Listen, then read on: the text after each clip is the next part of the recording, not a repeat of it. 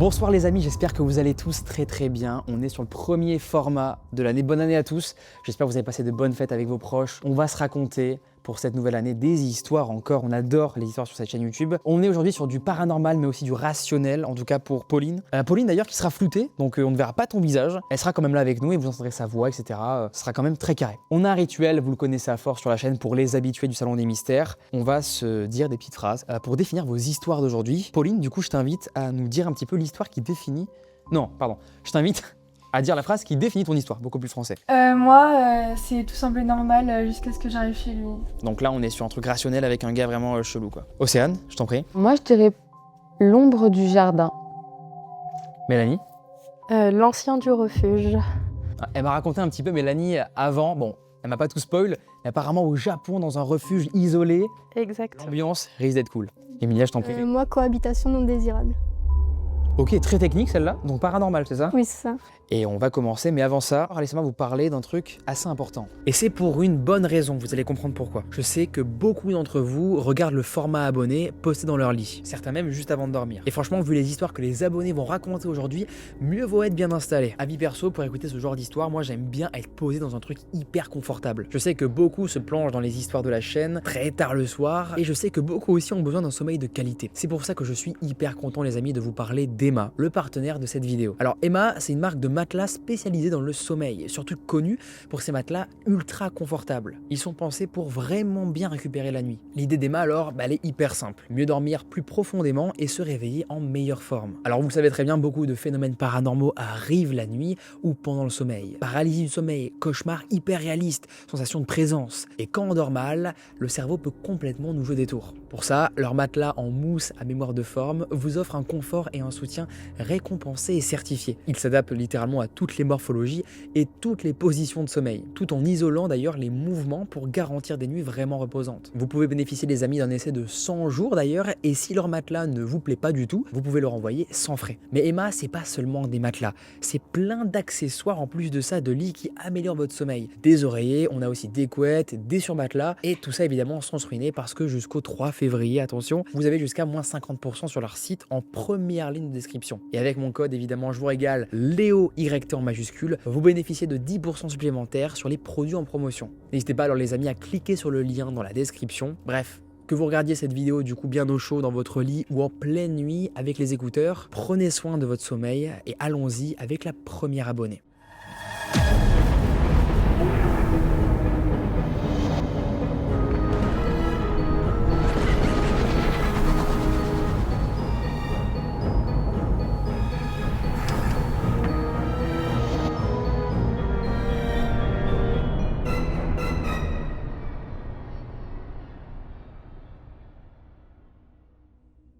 Océane, c'est quand tu veux pour la première histoire du coup.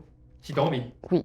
Allez, go alors. Mon histoire, moi, elle se déroule pendant le premier confinement du Covid, donc j'avais 13-14 ans environ. C'était un soir, j'étais seule chez moi, ma maman qui est aide-soignante, elle était au travail. Mon père, lui, avait dû partir en urgence à l'hôpital. Voilà, super. Et mon grand frère, lui, était chez des amis à lui. Et il y avait seulement mes deux petits frères avec moi qui dormaient à la maison, sur le canapé. En fait, on était dans le salon en bas tous ensemble. Et je regardais ce jour-là les victoires de la musique à la télé. Exactement. Pour contextualiser, il y avait ma chienne qui dormait. Donc moi, mon canapé est là et la télé est en face. Ma chienne a un petit fauteuil en fait et elle dormait sur le petit fauteuil qui est à côté de la télé. À un moment donné, j'entends qu'elle grogne. Ça lui arrive souvent, donc je me dis, je calcule pas, je continue à regarder la télé. Et d'un coup, elle se dirige, donc on a comme une sorte de porte baie vitrée dans notre salon. Elle se dirige en aboyant et hurlant contre la baie vitrée. La baie vitrée, ça montrait mon jardin dehors. Il faisait nuit et moi, j'ai pour habitude de ne pas fermer les volets, donc c'était ouvert.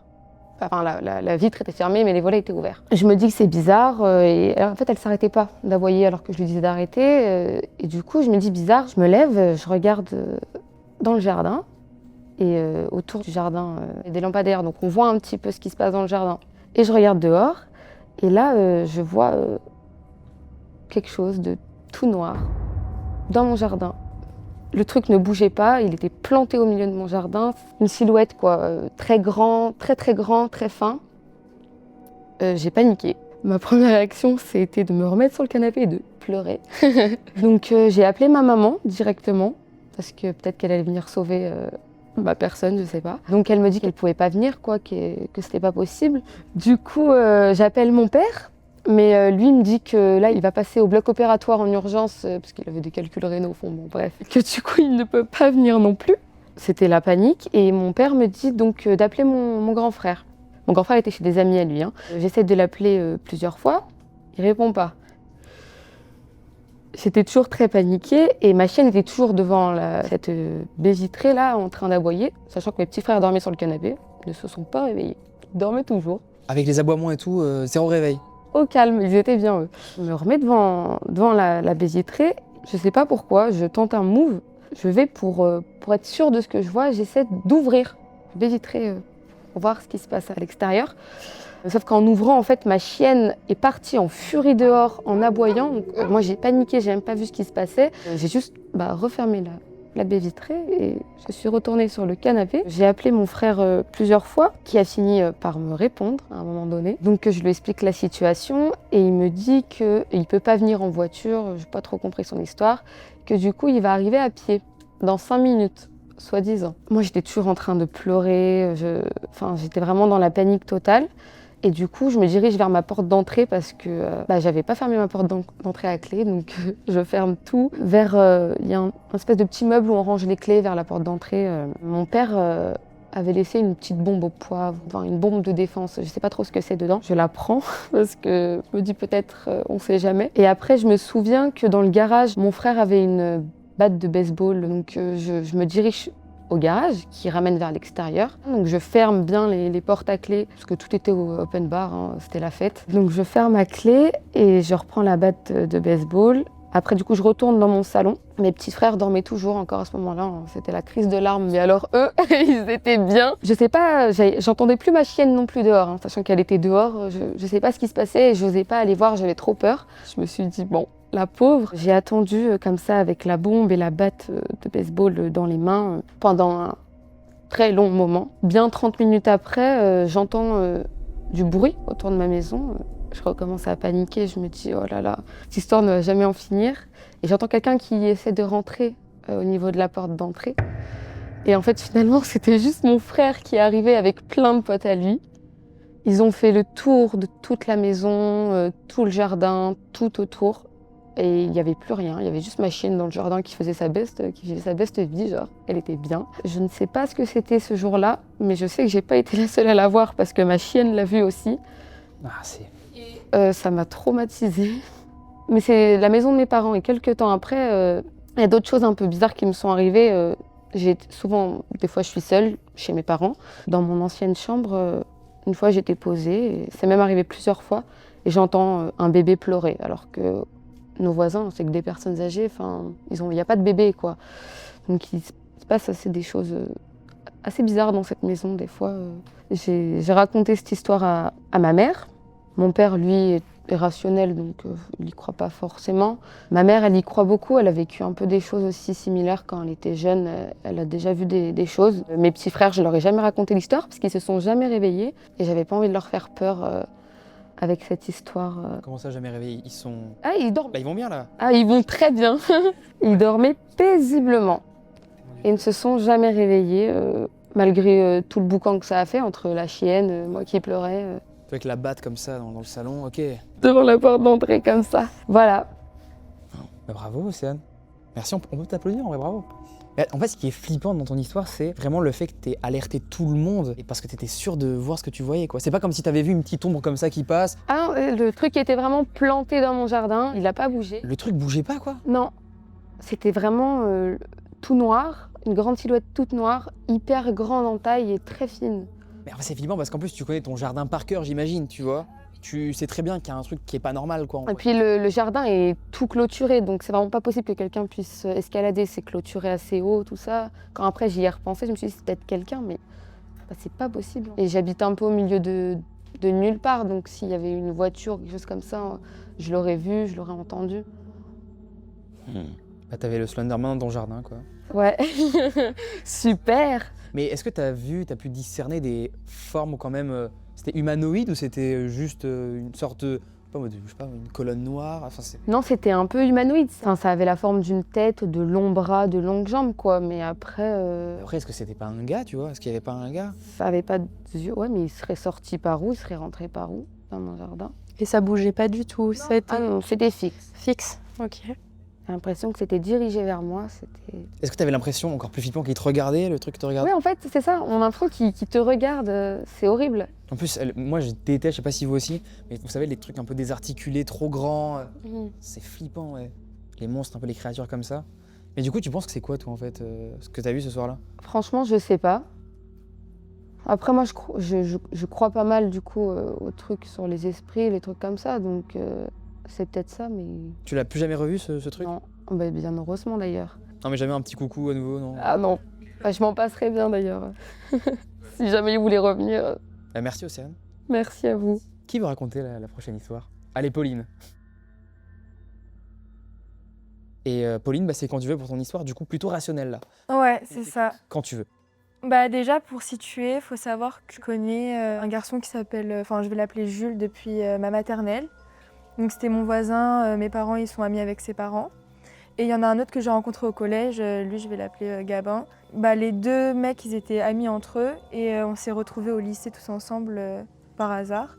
Et donc après j'ai dû quitter le lycée pour aller en STMG parce que mon lycée il faisait pas la spécialité STMG. Là, je reçois en début d'STMG, donc c'était il y a un peu plus de 3 ans, un garçon qui me demande sur Insta et je vois que y a Jules et Gabin qui sont abonnés à lui. Donc moi je l'accepte. Et il y a d'autres gens de ma ville aussi qui sont abonnés à lui mais j'arrive pas à poser un visage dessus.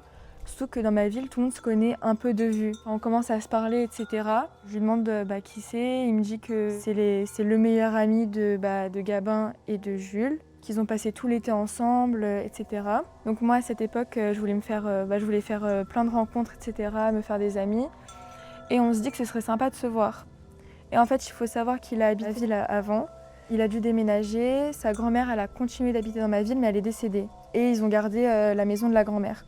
Du coup, on décide de se voir, on se donne rendez-vous. C'est à 5 minutes à pied de chez moi. Donc déjà, j'arrive devant chez lui et il y a comme un avant-jardin, un petit jardin en face de la maison. Et déjà, je vois, c'est un sale état, genre, c'est pas entretenu, il y a le tapis, il est en train de fondre à même le sol. Oui.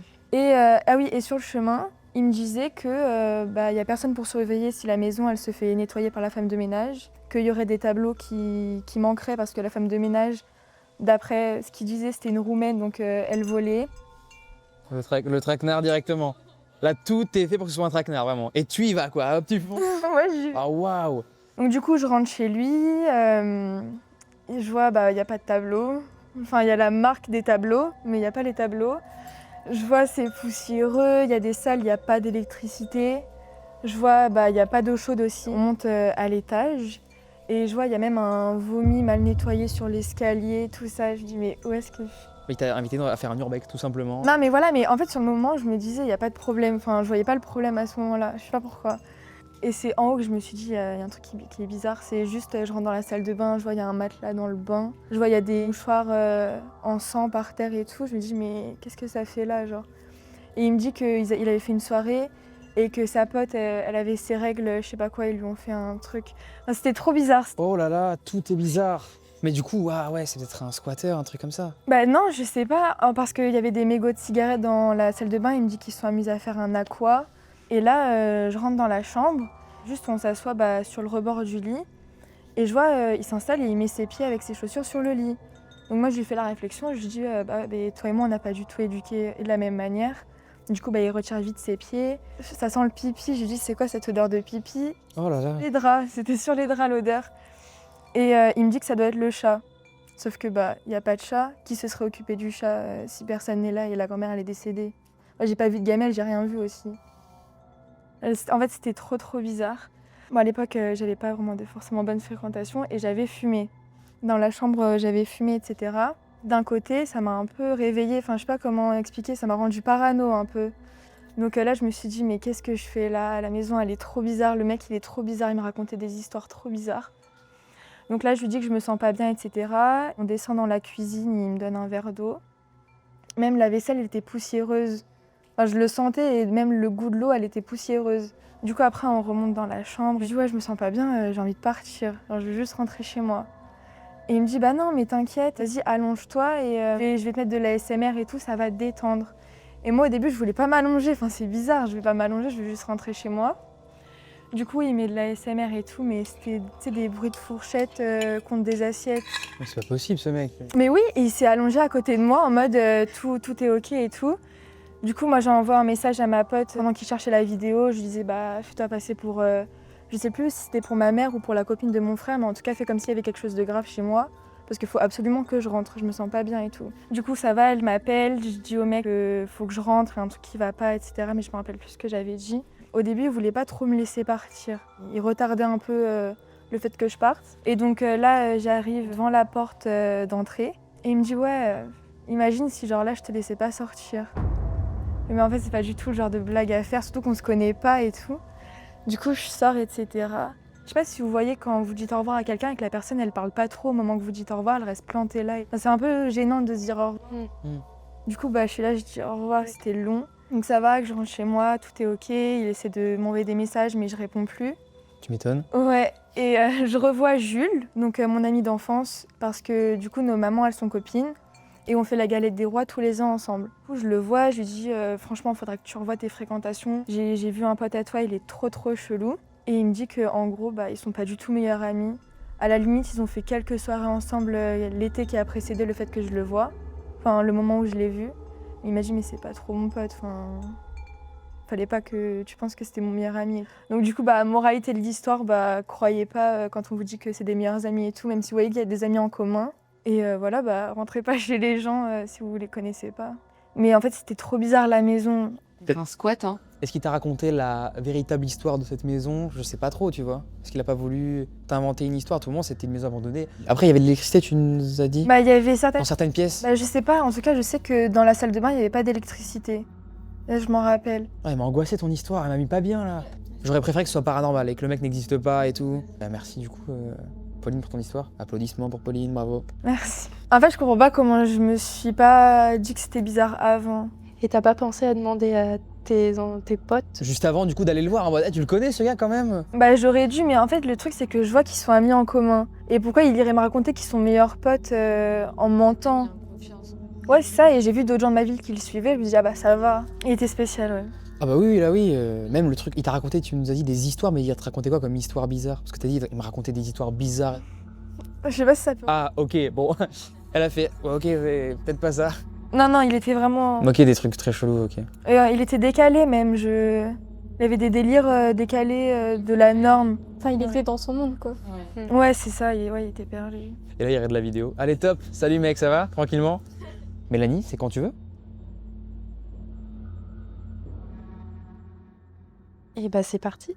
Allez, go, on t'écoute. Et bah fin 2017 et année 2018, je suis partie faire un service civique au Japon, dans un refuge pour chats. Principalement, on avait 2 chiens, mais ça s'arrêtait vraiment aux chats. On les récupérait, on les soignait, on les relâchait, on les a adoptés. Donc c'était à Inawashiro, donc une grande ville de campagne à côté de Fukushima. J'ai dit bon bah allez go, je suis partie un peu sur un coup de tête et je me suis dit je verrai bien comment ça se passe là-bas. Arrivé là-bas, j'arrive devant le refuge. Je déchante un petit peu parce que c'était vraiment un vieux refuge, un petit peu délabré et entouré d'une forêt. La forêt qui entoure tout le refuge et juste devant une route un petit peu comme chez nous, un peu départementale, nationale. Mais il n'y avait personne qui passait vraiment par là. Premier voisin à peu près à 10 km du refuge et c'était une supérette, un 7-Eleven, je ne sais pas si vous connaissez un peu. Donc j'arrive dans ce refuge, un peu délabré, donc il y a le sas d'entrée et il y a une autre porte qui mène au salon. J'arrive, ambiance terne, pas beaucoup de lumière parce que la forêt cache entre guillemets toutes les points de lumière. Il n'y a vraiment que la grande baie vitrée devant la route qui fait de la lumière. On voit de l'extérieur et de l'extérieur on voit de l'intérieur. Donc j'arrive très bien, je rencontre les volontaires, on parle. Des jours passent, des mois passent, je commence à vivre des petits trucs un petit peu étranges, les chats qui commencent à fêler dans les coins des chambres, des murmures, je me dis bon bah c'est comme ça, hein, on va pas... j'ai un peu l'habitude de ces ambiances, je me dis bon, tranquille. On avait 2 bénévoles japonais qui étaient là pour nous emmener en voiture, emmener chez le veto ou autre. Et il y en a un qui me dit, bah écoute, si tu t'ennuies, il y a de l'urbex à faire dans une forêt à 25 minutes, une ancienne auberge. Je dis, bah super, très bien, bah, là il fait froid, il y a de la neige jusqu'aux hanches, pas y aller aujourd'hui et autres. Donc le temps passe, on commence, tout le monde vit de petits trucs par-ci par-là. Et puis bah, on est 4 au refuge, 4 filles, on se dit, bon bah on s'ennuie, qu'est-ce qu'on fait? Et bah si on allait voir cette auberge qui est délabrée, qui est dans la forêt, ça peut être sympa. On attendait une nouvelle volontaire à ce moment-là, donc un jour passe, 2 jours passent, elle vient pas, on dit bon bah allez, on y go, on laisse la porte grande ouverte, et puis comme ça, dès qu'elle arrive, elle fait sa vie quoi. De toute façon, on est perdu au milieu de nulle part, qu'est-ce qu'il pourrait risquer? Et puis bon, bah du coup, on prend les vélos, on part à cette auberge. La nuit commence à tomber, c'était 15h. La nuit tombe à 16h, on arrive là-bas vers 15h30. Donc on rentre dans la forêt, mais vraiment forêt dense. Limite les arbres commencent à pousser dans l'auberge. On arrive, on met les béquilles des vélos, donc les vélos japonais où il faut soulever la roue et passer la béquille en dessous pour le faire tenir. On se dit très bien, donc on commence notre petite affaire, on visite et tout. On entend courir. On se dit, bon, bah, c'est une forêt, donc c'est soit des sangliers ou un ours, au pire des cas. Donc on continue. Et là, on commence à se dire, il y a une porte qui claque. On se dit, il n'y a pas trop de portes dans l'auberge qu'on visite, ça commence à être bizarre. Mais on continue, on est 4, on se dit on est plus forte à 4, donc s'il arrive un truc, au pire, voilà.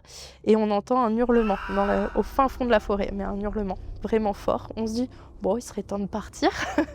Donc on part, et il y avait un vélo qui était bloqué. Il y avait une branche à peu près épaisse comme ça, qui passe dans la pédale, dans la roue du vélo, et dans la béquille, qui fait qu'on ne pouvait pas enlever la béquille du vélo et que le vélo était bloqué. Donc on met 5 minutes, on l'enlève, on se dit bon allez, on part vite, on ne veut pas de problème. On est 2 devant, on a été un peu rapide par rapport aux 2 autres qu'on a laissés derrière. Et on arrive devant le refuge, donc devant la route. Donc on dit on les attend avant la route. On avait laissé éclairer dans le refuge, donc on voit l'intérieur du refuge de la route. Et là on voit la porte dans le sas s'ouvrir. Mais c'était une porte bien lourde, hein. Nous il fallait qu'on mette un coup de coude dedans. On se dit bah super, il y a la nouvelle volontaire qui est là, on l'attendait depuis le temps. Donc on va poser les vélos, celle qui est avec moi elle rentre d'abord dans le refuge, mais elle ressort tout de suite, en mode il n'y a personne, comment c'est possible? Je dis bah oui, elle me dit t'as bien vu comme moi la porte s'ouvrir? Je dis oui, elle s'est ouverte, je l'ai bien vue. Donc les 2 autres arrivent, on rentre ensemble, donc on commence à parler de ce qui s'est passé à l'auberge. On parle et il y en a une, elle dit bah, je vais aux toilettes. Elle arrive devant les toilettes, elle prend, c'est des poignées qui se tournent et par exemple si de l'autre côté quelqu'un retourne la poignée, ça revient dans la main. Et ça peut pas revenir par contre si on tourne. Et c'est ce qui lui arrive, elle tourne et la poignée lui revient dans la main et elle entend du bruit dans les toilettes, pardon. Et on se dit bon, elle arrive vraiment vers nous et elle me dit ouais j'ai entendu du bruit dans les toilettes et tout. Nous avec celle on dit putain au final il y a quelqu'un qui est rentré dans le refuge. On a vu la porte s'ouvrir et autres. On prend ce qu'on a sous les mains, bien sûr on n'a pas de couteau, on a des baguettes dans les mains. Ouais, on s'est protégé comme on pouvait. On arrive, on ouvre la porte, personne, mais personne dans les toilettes. On se dit bon bah tant pis, allez on fait nos affaires, on est retourné se coucher. Ce soir-là, il y a eu beaucoup plus de murmures, des chats qui étaient vraiment agités dans le refuge. Puis après, voilà, le temps passe, 1 mois. Et puis il y en a une, elle dit, quelques mois après, j'ai vu un vieil homme se balader dans le refuge. Il est parti dans la salle des cages, mais il n'y avait personne. Et il y avait un grenier. Et dans le grenier, on a rangé toutes les affaires. Et on a trouvé des vieux carnets de dessin, des photos. Et la celle qui a vu ce vieil homme, elle a dit, c'est lui que j'ai vu. Et il y en a un autre qui a dit ah bah moi aussi je l'ai vu. Donc on pense en fait au Japon quand on achète une maison, surtout en campagne, on achète tout ce qui va avec. Donc en fait il y avait toutes les affaires de ce vieil homme dedans. Donc on pense qu'en fait que c'était lui qui était encore là. Après bon ce qui s'est passé à l'urbex de l'auberge, ça Un animal, Après on pense oui des chouettes qui hurlent, Des renards aussi, je crois que c'est un bruit très spécifique les renards. Donc j'avoue que ça c'est resté un peu la branche d'arbre. Alors là si vous avez Mais attends, la branche d'arbre, elle a été mise après quand vous... Nous, on l'a pas vue. Alors peut-être que c'est nous, mais nous, on n'a pas fait attention. On a mis la béquille et on est parti en urbex. Mais c'était vraiment juste à côté. Les vétolos étaient là et l'auberge était là. On est arrivé, mais vraiment, il fallait le faire pour la bloquer. Vraiment, ça passait dans la pédale, qui passait dans les rayons et qui bloquait. Ça fait message un peu comme si on... T'as pas le droit d'être là. Non, mais vous n'avez pas le droit de partir surtout. Oui, aussi, peut-être. Et du coup, ces deux situations ont été plutôt cocasses, voilà. Mais c'est vrai, du coup, l'ancien du refuge, parce qu'on pense qu'en fait, ce monsieur vit toujours en fait chez lui et qu'il veut pas de nous. Moi, je sais qu'une fois, j'ai monté les escaliers pour aller à l'étage, j'ai senti comme on me tirait le pull derrière en mode t-shirt, en mode ne monte pas, t'as pas le droit. Et après de ça, on a un petit peu flippé, tout le monde a un peu flippé et on a appelé la propriétaire du refuge qui a dit déménager sur Tokyo. Parce qu'en soi, le refuge était vraiment délabré. Il pleuvait, on avait l'eau qui coulait sur les murs. T'es resté combien de temps dans ce refuge? 6 mois.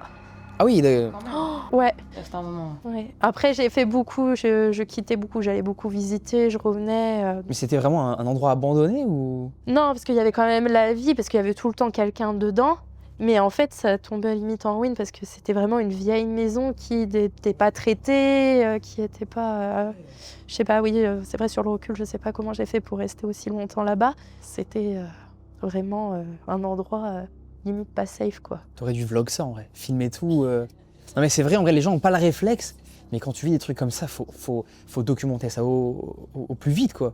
Mais bon, après, sur le coup, c'est vrai que ça peut être... Sur le coup, on n'y pense pas forcément. Puis il y a quand même sur ce côté-là, entre guillemets, ambiance effrayante, un peu paranormale, il y a quand même l'ambiance joyeuse, où nous, on s'entendait tous bien, on rigolait de ce genre de trucs.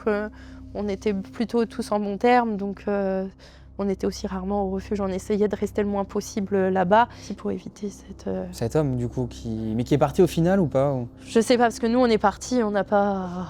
On a fermé la porte à clé, on n'y est plus revenu. Et puis, je sais pas s'ils y sont retournés au jour d'aujourd'hui dedans. J'ai vu des photos de l'association qui sont encore là où on avait déménagé sur Tokyo, mais je sais pas s'ils sont retournés dans ce refuge, vraiment.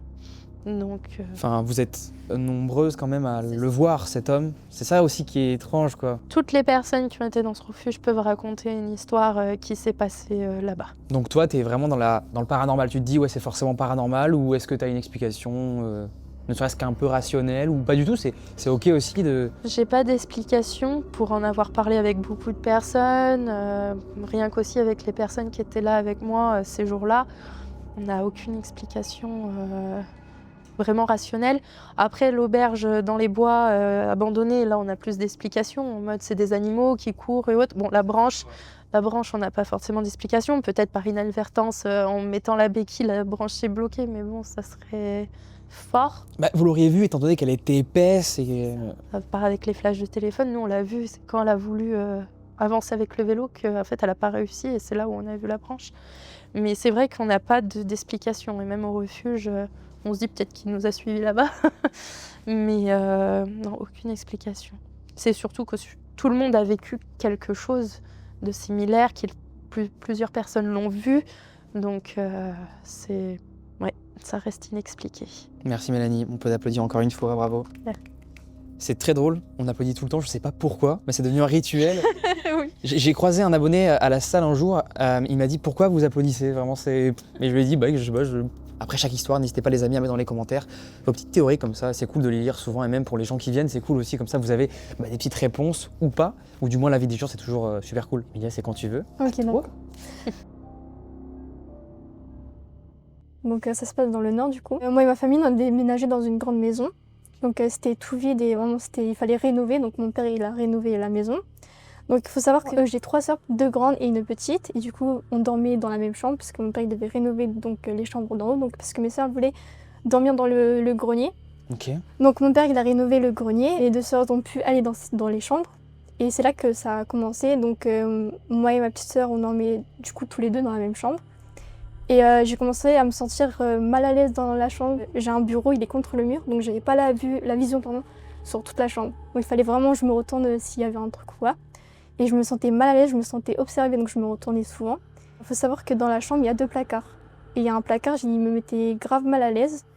Et ma petite sœur, quand elle voulait que je récupère des jouets à elle, elle me disait « Ouais, Emilia, récupère-moi les jouets et tout. » Mais sauf que ça me mettait mal, je voulais pas y aller. Quoi. Ouais, et puis il fallait que je referme souvent le placard parce que ça me mettait grave mal. Je faisais aussi souvent des cauchemars répétitifs. En plein milieu de la nuit, je me réveillais tous les soirs en plein milieu de la nuit, en plein milieu de ma chambre. C'est comme si je cherchais une lumière. Enfin, en fait, j'essayais d'allumer ma lumière, mais j'étais endormie et j'étais en train de pleurer. Donc ma mère est venue voir ce qui se passait, pourquoi je pleurais. Donc elle est venue me voir, elle me dit mais il se passe quoi et tout. Et je me réveillais d'un coup et je ne savais pas pourquoi je pleurais. J'étais en plein milieu de ma chambre.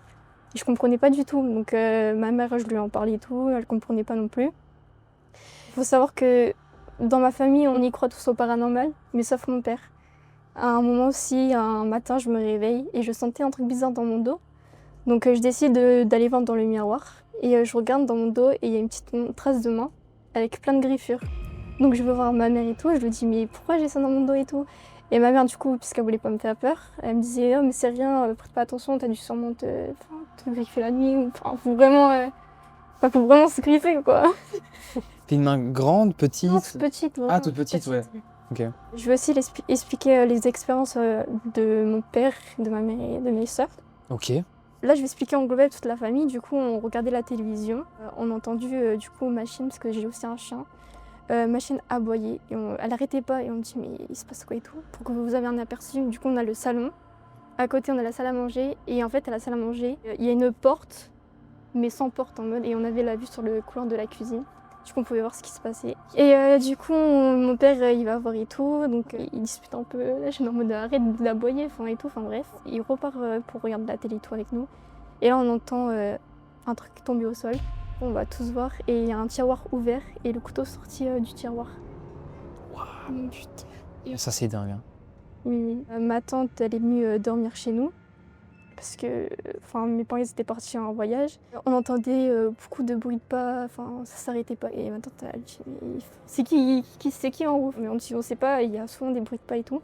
Donc le soir, elle dort chez nous.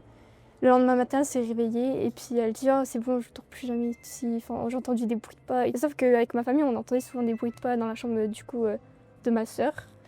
Il n'y avait pas qu'elle qui se plaignait de ça parce que à un moment aussi. En fait, on est parti en voyage et il y avait du coup ma sœur et son copain, ils ont voulu dormir dans la chambre de mes parents parce que c'était hyper grand, c'était mieux pour eux. Plus à l'aise quand même. Voilà. Et puis en plus dans la chambre de ma sœur, ils étaient mal à l'aise donc ils se sentaient vraiment pas bien. Et du coup ma sœur, elle appelle ma mère en disant ouais on entend des bruits de pas, ça s'arrête pas, on entend des gens courir dans la chambre et tout, on sait pas s'il y a quelqu'un ou quoi. Du coup ma mère elle a dit au pire dis à ton copain qu'il va vérifier.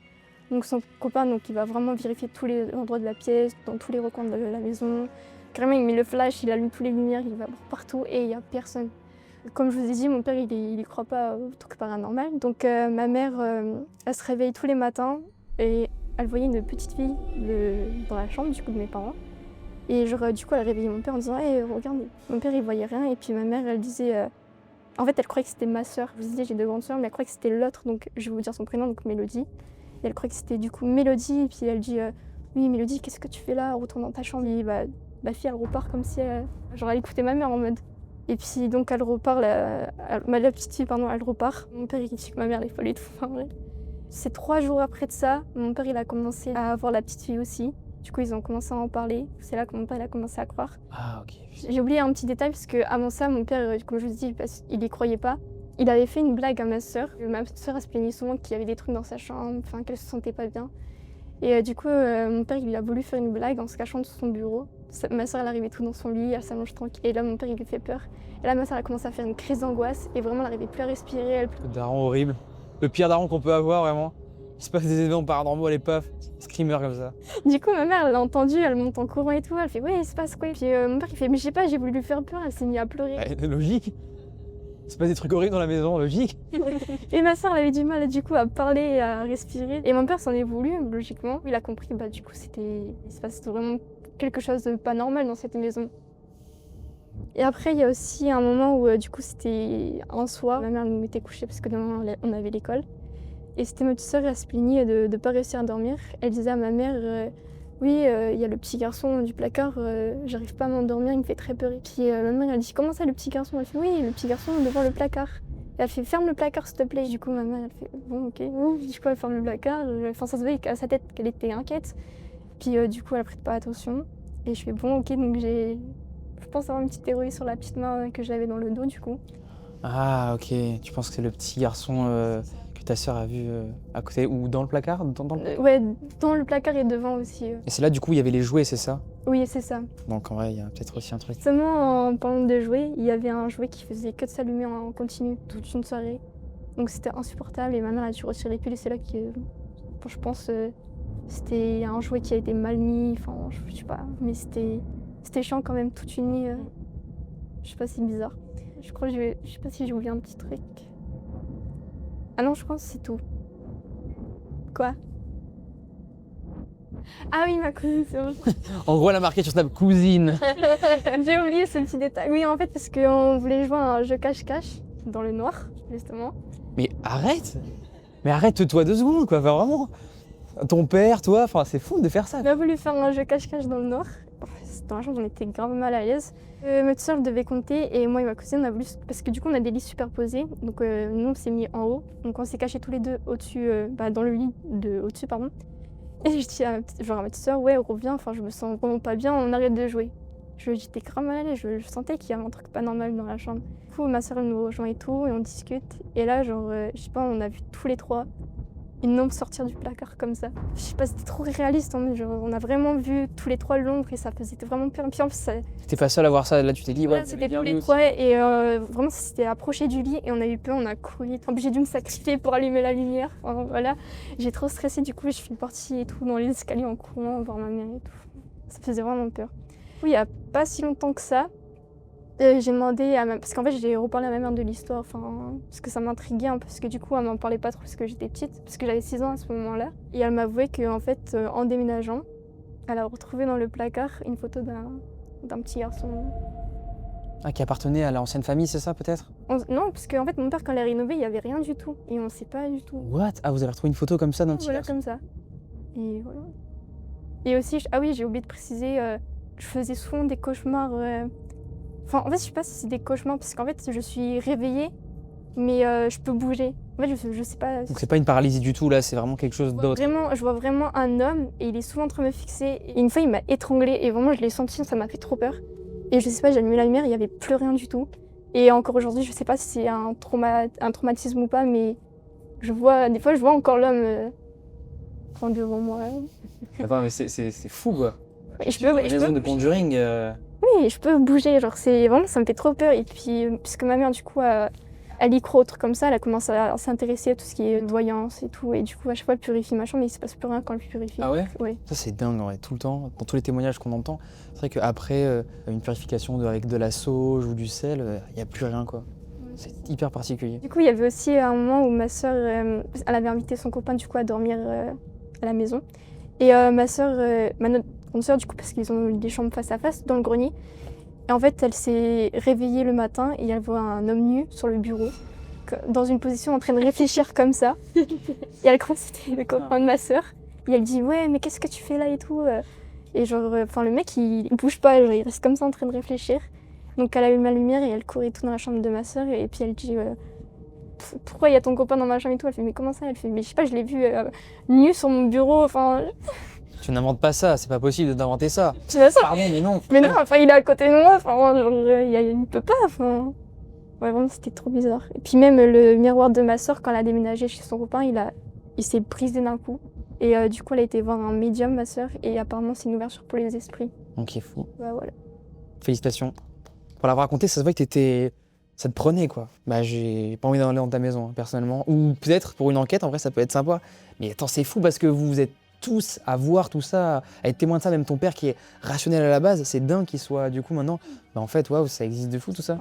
Quand il a vu la petite fille, du coup, après, il a commencé... et puis on se plaignait beaucoup des bruits de pas, et même lui, il entendait les bruits de pas, le couteau qu'il a vu et tout, tomber par terre. Bah en vrai, quand tu vis ça, tu peux dire, ok, les visions, peut-être que c'est moi et tout, mais quand t'es plusieurs à le vivre, c'est compliqué quoi. Et même le truc flippant, c'est le tiroir que tu lui as expliqué, avec le couteau qui sort. Vous avez vu ça devant vous quoi. Vous regardez un petit film, hop, le tiroir s'ouvre tout seul. C'était vraiment, ça m'a fait trop peur. Peut-être que quelqu'un vit chez toi par contre, et un humain. Fais gaffe à ça. Est-ce que ton père a vérifié toutes les pièces de la maison? Oui, vraiment. Ouais. Ok. À tout moment, il y a un gars qui vit sous ton lit ou... Non, c'est non. Non, c'est ok? Ouais. Je suis rassuré alors pour toi. Bah écoute, merci beaucoup Emilia, et merci beaucoup les filles d'être venues. C'était un très bon moment. J'espère que les gens auront plein de théories sur les 100 phénomènes d'Emilia. J'espère que vous avez kiffé ce petit format. En tout cas, j'ai trop kiffé, vos histoires étaient folles. N'hésitez pas les amis à nous dire voilà toutes vos petites théories dans les commentaires. Toujours cool de vous lire. Merci d'être venus et merci beaucoup à Emma Matelas d'avoir sponsorisé cette vidéo. Et on se retrouve nous très prochainement pour de nouveaux formats abonnés sur Spotify et sur YouTube. À très vite tout le monde et bonne nuit. Et essayez du moins avec toutes ces histoires, ça va être chaud je pense.